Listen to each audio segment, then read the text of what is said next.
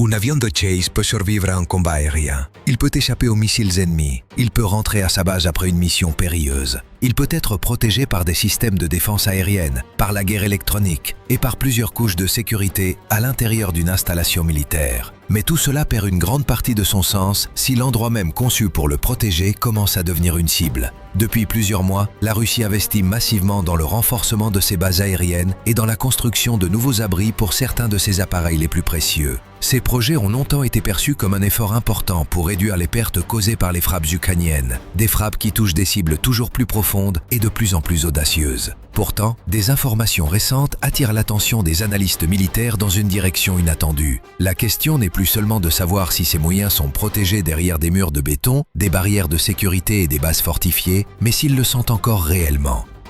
Et si les structures bâties pour protéger les avions sont elles-mêmes remises en question? Que révèle cela sur l'affrontement en cours entre les drones et les systèmes défensifs modernes? Jusqu'où va le programme russe de construction d'abris? Et contre quel type de menaces installations ont-elles véritablement été conçues? Plus important encore, pourquoi des structures longtemps considérées comme le dernier rempart de l'aviation russe deviennent-elles aujourd'hui un sujet de préoccupation croissant pour les observateurs militaires? Regardons cela de plus près. La décision de la Russie de bâtir des abris en béton renforcés autour de ses bases aérienne montre à quel point la guerre a bouleversé la notion même de sécurité à l'arrière du front. Pendant une grande partie du conflit, les aérodromes étaient considérés comme des zones arrières protégées où les avions pouvaient être réparés, armés, ravitaillés et préparés pour leur prochaine mission. Mais les frappes ukrainiennes menées ces derniers mois ont ébranlé cette certitude.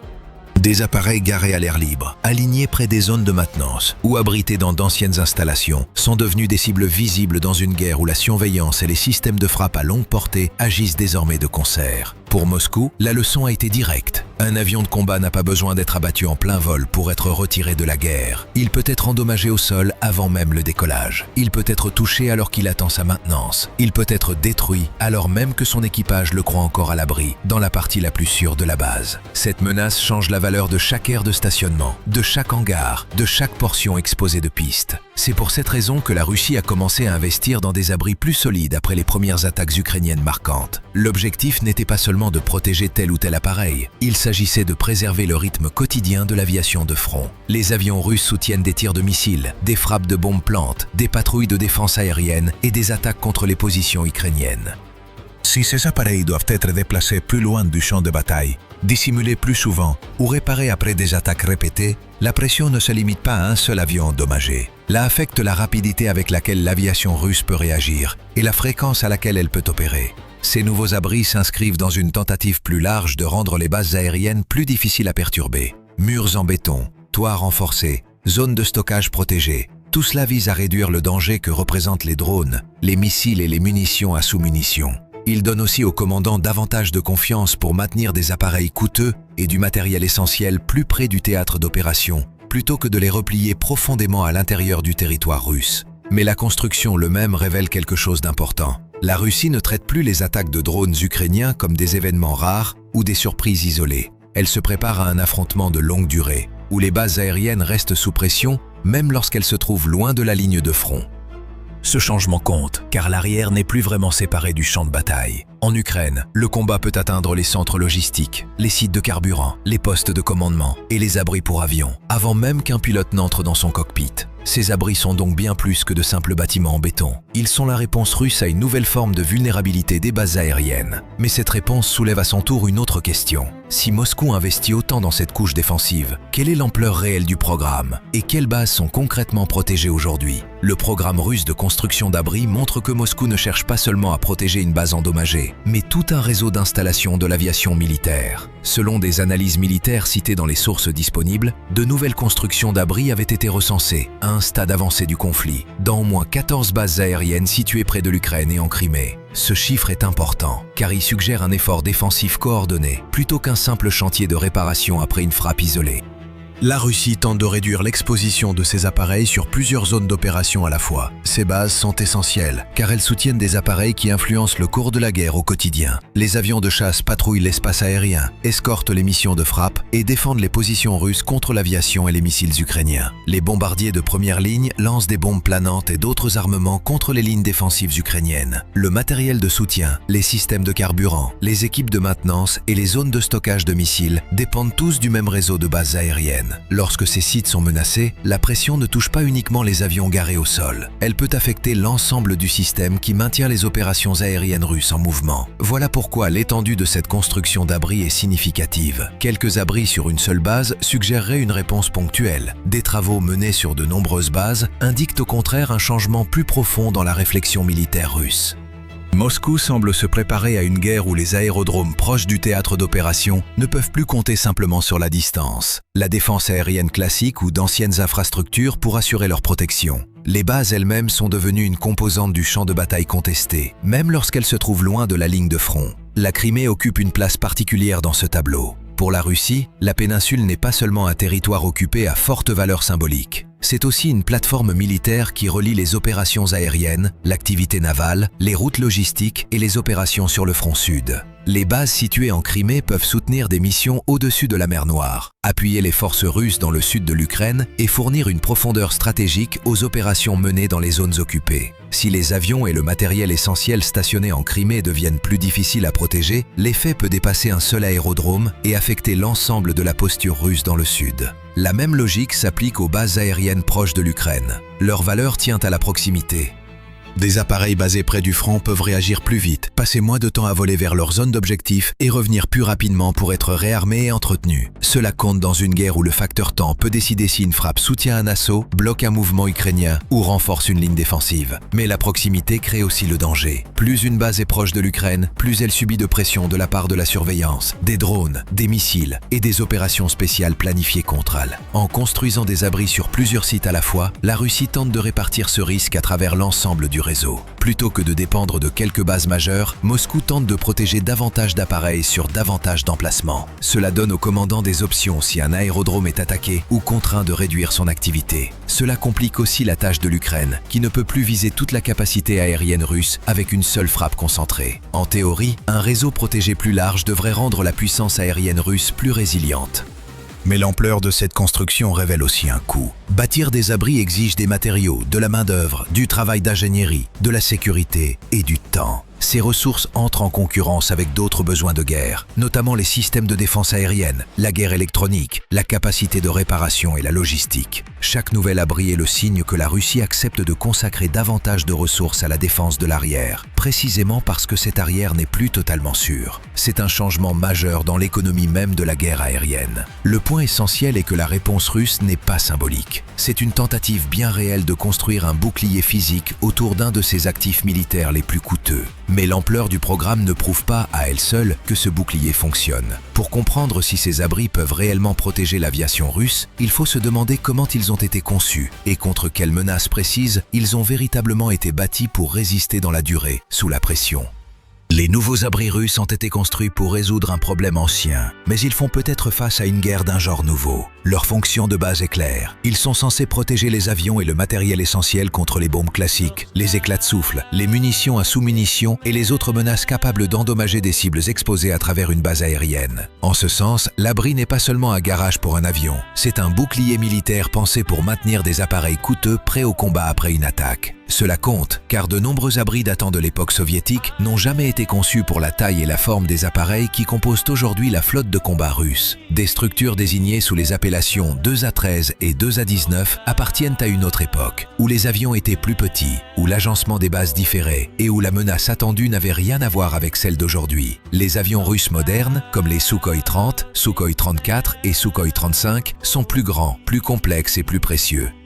Ils ont besoin de davantage d'espace pour le stationnement, l'entretien, le chargement des armements et la protection immédiate autour de l'appareil lui-même. C'est pourquoi cette nouvelle construction est allée bien au-delà d'un simple ajout de béton. La Russie a dû concevoir des abris capables d'accueillir des avions modernes tout en soutenant des opérations de base aérienne modernes. Un avion de combat garé à l'intérieur d'une structure protégée a toujours besoin d'un accès pour les équipages, les systèmes de carburant, les équipes d'armement, les groupes électriques et les mouvements d'urgence. Un abri trop petit, trop étroit ou mal situé peut ralentir les opérations, même s'il offre une certaine protection physique. En temps de guerre, la protection doit aller de pair avec la rapidité. Les caractéristiques techniques rapportées montrent comment la Russie a tenté de répondre à ce défi. Certains abris sont décrits comme dotés de murs en béton d'une épaisseur d'environ 50 à 60 cm, avec, dans certaines structures, un doublage intérieur en acier. Ces détails suggèrent une volonté de résister au souffle, aux éclats et aux attaques venant du dessus. Dans une logique classique de défense de base aérienne, cela a du sens. Un mur épais peut réduire les dégâts causés par les fragments. Un toit renforcé peut aider à se protéger contre des explosions proches. Une structure plus solide peut empêcher les munitions à sous-munitions de transformer chaque avion garé en cible facile. Mais c'est précisément là que la faiblesse commence à apparaître. L'épaisseur du béton compte, mais celle n'équivaut pas à une protection totale. Un abri peut survivre à une attaque, tandis que l'avion à l'intérieur subit malgré tout des dommages. Les portes, les ouvertures de ventilation, les jonctions du toit, les points de service et les zones d'accès peuvent tous devenir des points vulnérables. Même une structure robuste peut être affectée par la direction du souffle, le poids de la charge explosive et la précision de la frappe. Le problème plus profond est que ces abris ont été conçus autour de menaces que la Russie savait déjà évaluer. Les bombes, les éclats et les munitions à sous-munitions sont des dangers connus. Ils peuvent être étudiés, modélisés, anticipés. La nouvelle menace venue d'Ukraine est différente, parce qu'elle combine la surveillance, la précision et des charges de drones en constante évolution. Un drone n'a pas besoin de suivre le même schéma d'attaque qu'une bombe classique. Il peut être guidé vers un point fixe, ajusté grâce à l'observation, ou dirigé précisément vers le point faible d'une structure. Cela pose un problème délicat aux ingénieurs et aux commandants russes. L'abri a peut-être été construit pour la guerre aérienne que la Russie anticipait, mais c'est l'Ukraine qui façonne aujourd'hui la guerre des bases aériennes que la Russie doit réellement affronter. Cela ne signifie pas que chaque abri soit devenu inutile. Cela signifie que la valeur d'un abri dépend désormais de la correspondance entre sa conception et l'arme qui l'attaque. Dans cet écart, même un béton solide peut devenir une couche de défense incertaine. Et c'est ici que commence une nouvelle inquiétude. Ces abris ont été bâtis pour vaincre les menaces d'hier, mais l'Ukraine pourrait être en train de développer des outils que les calculs russes d'origine n'avaient pas pleinement pris en compte. Des informations selon lesquelles des drones ukrainiens auraient frappé des cibles à l'intérieur même d'abris en béton posent un nouveau problème aux dispositifs de défense des bases aériennes russes. Jusqu'à présent, le principal danger semblait venir des avions laissés à découvert, garés près des pistes ou abrités dans des structures anciennes offrant une protection limitée. Si les affirmations récentes issues de sources militaires russes se confirment, le danger se déplace d'un niveau plus profond. L'Ukraine ne chercherait plus seulement des avions exposés, elle mettrait à l'épreuve le système de protection lui-même. Ce basculement est important, car les abris renforcés avaient été construits pour restaurer un sentiment de confiance. Leur but était de donner aux commandants un endroit plus sûr pour garder leurs avions près du théâtre d'opération, même si les frappes ukrainiennes s'étendaient plus profondément en territoire contrôlé par la Russie. Un abri est censé réduire l'incertitude. Il devrait permettre aux équipes de poursuivre la maintenance, le chargement et la préparation sans traiter chaque appareil comme une cible exposée. Dès lors que des drones commencent à menacer des espaces protégés, cette confiance s'affaiblit. La question n'est pas de savoir si chaque abri peut être détruit, ce serait mal poser le problème. Le point le plus sérieux est qu'un petit nombre d'attaques réussies peut suffire à changer le comportement de tout un réseau de base. Si un avion protégé est endommagé à l'intérieur de son abri, les commandants doivent se demander si d'autres abris partagent la même faiblesse. Si un aérodrome se révèle vulnérable, des bases similaires doivent revoir leurs dispositions, leurs règles de stationnement et leur cycle d'activité. Cela peut créer une pression réelle sans destruction massive. La Russie pourrait avoir besoin de déplacer ses avions plus souvent, de séparer les plateformes les plus précieuses, de renforcer le camouflage, de fermer certaines zones lors des alertes et de concentrer davantage de moyens de défense aérienne autour des abris. Ces mesures peuvent réduire le risque, mais elles ralentissent aussi le fonctionnement normal d'une base aérienne. L'effet psychologique compte également dans la planification militaire. Un abri est censé créer une zone protégée à l'intérieur d'un environnement dangereux. Si cette zone devient incertaine, les commandants peuvent commencer à considérer l'ensemble de la base comme exposée. Cela change la façon de garer les avions, de planifier la maintenance et la vitesse à laquelle les missions peuvent être générées. Cela oblige aussi les planificateurs à penser au-delà de l'avion lui-même. Les camions de carburant, les équipes de manutention des armements, les groupes électriques et les liaisons de commandement font tous partie de cette même vulnérabilité. C'est pourquoi le précédent compte davantage que le seul bilan matériel immédiat. Une seule frappe réussie contre une cible protégée peut devenir le signal que l'ancien modèle de défense ne suffit plus. L'Ukraine n'a pas besoin de détruire chaque abri pour créer un dilemme. Il lui suffit de démontrer que l'abri ne garantit plus la sécurité. Une fois cette idée installée, la Russie doit consacrer plus de temps et de ressources à prouver le contraire. Pour Moscou, le résultat pourrait être un fardeau croissant dans la gestion quotidienne de ses bases aériennes. Les avions continueront peut-être de voler et les abris continueront peut-être de réduire certains dangers, mais la marge de sécurité, elle, se rétrécit. Une base qui s'appuyait autrefois sur la distance, le béton et une protection de routine pourrait devoir s'adapter en permanence, chaque jour, sur le terrain. L'augmentation de la puissance explosive des drones ukrainiens est une autre raison pour laquelle les abris en béton russes suscitent aujourd'hui davantage d'inquiétude. Dans les premières phases du conflit, de nombreux drones étaient perçus surtout comme des outils destinés à frapper des véhicules exposés, des sites radars, des camions de munitions et des cibles peu protégées près du front. Ils étaient dangereux parce qu'ils étaient peu coûteux, précis et difficiles à intercepter. Mais lorsqu'un drone commence à transporter une charge explosive beaucoup plus lourde, son rôle change de nature. Il ne se contente plus de chasser des cibles vulnérables. Il devient une arme capable de mettre sous pression des infrastructures militaires renforcées. C'est en cela que le développement rapporté du drone désigné FP2, mis au point par la société Firepoint, mérite l'attention. Selon son concepteur, ce modèle plus récent peut transporter une charge explosive allant jusqu'à environ 200 kg. Ce chiffre change la nature même de la discussion sur ce qu'un drone de frappe peut accomplir. Une petite charge explosive peut endommager un véhicule ou enflammer du carburant. Une charge bien plus importante peut créer une pression de souffle suffisante pour menacer des abris, des bâtiments de stockage, des zones de commandement et des installations de soutien qui n'avaient pas été conçues en pensant à ce type d'attaque de drone répétée. Le danger principal ne se limite pas à la pénétration directe. Une explosion puissante près d'une structure en béton ou contre elle peut encore provoquer des effets graves à l'intérieur. La force du souffle peut traverser les murs, les portes et les jonctions structurelles. Il peut endommager le revêtement d'un avion, ses capteurs, ses systèmes de carburant, ses points d'ancrage d'armement et son matériel de maintenance. Même un appareil qui n'est pas totalement détruit peut être retiré du service si sa cellule, son électronique ou ses systèmes de soutien sont endommagés.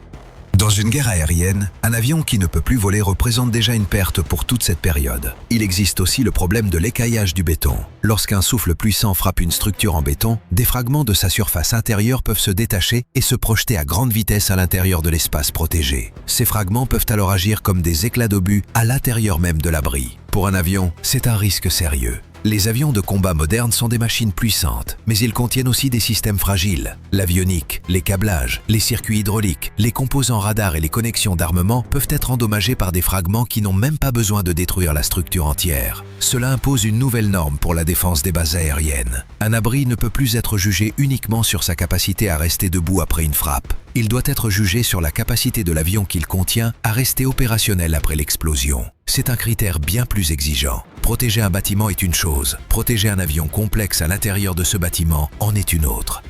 Pour l'Ukraine, des charges de drones plus lourdes pourraient élargir la liste des cibles possibles. Abris, dépôts de munitions, postes de commandement, zones de carburant et zones de maintenance pourraient tous devenir plus vulnérables si les drones transportent suffisamment de puissance explosive pour endommager des structures renforcées. Cette possibilité compte car les cibles renforcées étaient autrefois réservées à des armes bien plus coûteuses. Mais la taille de la charge explosive n'est qu'une partie de l'histoire. Une explosion plus puissante augmente les dégâts, certes, mais certains analystes évoquent une possibilité plus sérieuse encore derrière la pression exercée sur les abris en béton russes. L'Ukraine explorerait peut-être des charges fonctionnant en plusieurs étapes, selon un principe déjà observé dans des armes comme le Storm Shadow et le Scalp. L'idée est simple à expliquer, mais dangereuse en pratique. Une première charge ouvre un passage à travers la couche protectrice, et la charge principale poursuit son effet pour endommager ce qui se trouve plus profondément à l'intérieur de la cible.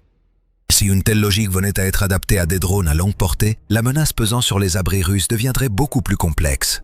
Un souffle classique peut endommager l'extérieur d'une structure. Un effet perforant ou séquencé est lui conçu pour atteindre l'espace protégé lui-même. Cela compterait beaucoup, car les abris pour avions ne sont pas seulement des murs et des toits. Ils contiennent des avions, des connexions de carburant, des outils de maintenance, du matériel d'armement et des systèmes électroniques qui peuvent devenir extrêmement sensibles une fois qu'un souffle pénètre à l'intérieur de la structure. Pour l'Ukraine, cela changerait aussi l'économie même de la frappe. Les missiles de croisière sont puissants, mais ils restent limités en nombre, coûteux et politiquement sensibles lorsqu'ils sont employés contre des cibles situées profondément à l'intérieur des zones contrôlées par la Russie. Les drones, eux, peuvent être produits en plus grand nombre et utilisés dans des campagnes répétées.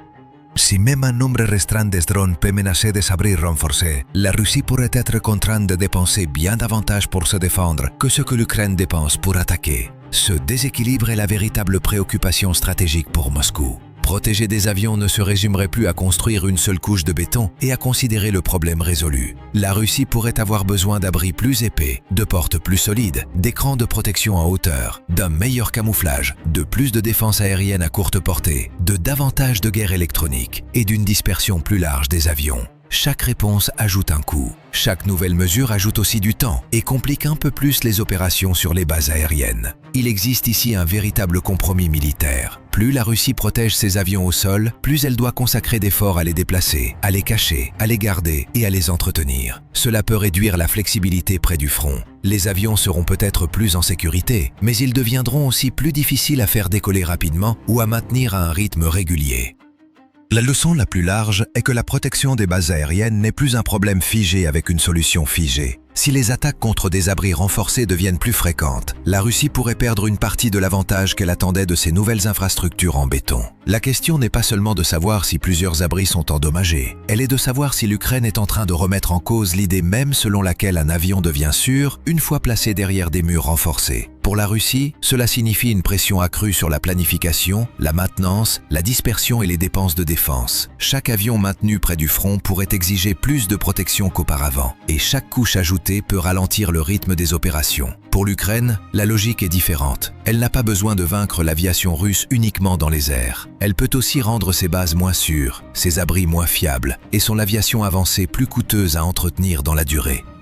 On peut se demander en observant cette course entre le béton et la précision, ce que chacun ferait à la place des ingénieurs chargés de renforcer ses bases, ou à la place de ceux qui, de l'autre côté, cherchent la faille dans un mur épais de plusieurs dizaines de centimètres. Faut-il continuer à investir dans des murs toujours plus lourds, en espérant que la matière finisse par l'emporter sur l'ingéniosité, ou faut-il accepter que dans cette guerre, aucune structure ne puisse jamais offrir une sécurité totale ? La question reste ouverte et elle rappelle d'une certaine façon une inquiétude plus universelle, celle de savoir si un abri, un mur, une frontière peut réellement protéger ceux qu'on aime lorsque la menace, elle aussi, apprend à évoluer. Dans cette guerre, la sécurité elle-même est devenue une chose de plus en plus difficile à garantir. Et c'est peut-être cela, plus que n'importe quel chiffre de blindage ou de charge explosive, qui mérite qu'on s'y attarde.